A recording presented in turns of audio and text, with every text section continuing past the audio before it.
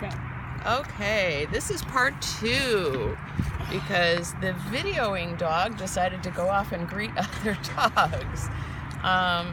But anyway, so this food is, I believe, all organic. It's got the beans, whether garbanzo or black beans, I switch off. I was going to add nutritional yeast, but she seems to love this just as it is.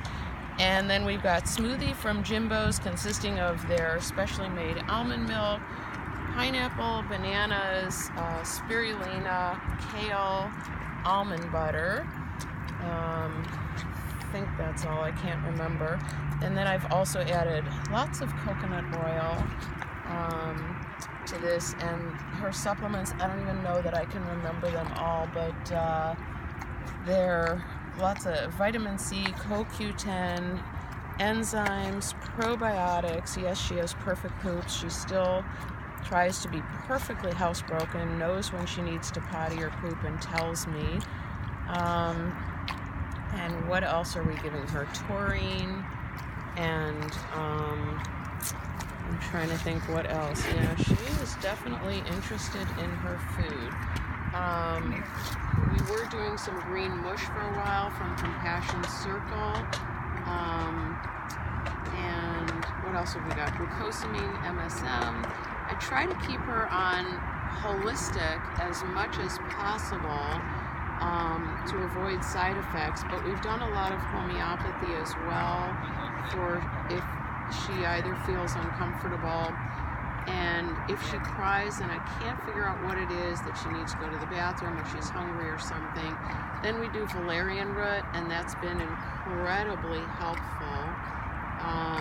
It just helps her relax and takes away any pain or discomfort, and I know how that works. I've used it myself if I'm in great fear or pain, and which fortunately is not common.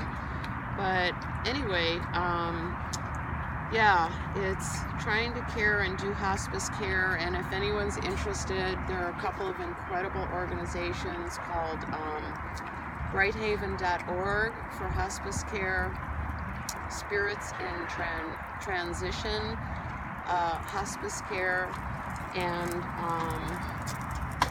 then there's I believe it's Benny's Hallelujah that does incredible hospice care in Arizona.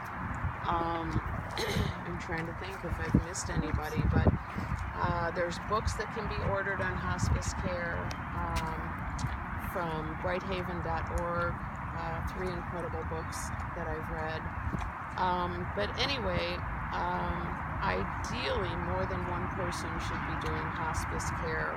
I've been doing it pretty much on my own, but this is an area that I would love to see more vets and more senior dog rescues learning about and supporting people with this type of care. Just trying to keep animals as pain-free and comfortable as possible, very similar to human hospice care. There's so much we don't know. Sometimes people and animals might want to go, sometimes they might want to stay, and that's one of the hardest things in the world always that we ever have to deal with, is either making a decision or even when they pass. Whichever it is, it's tough no matter what.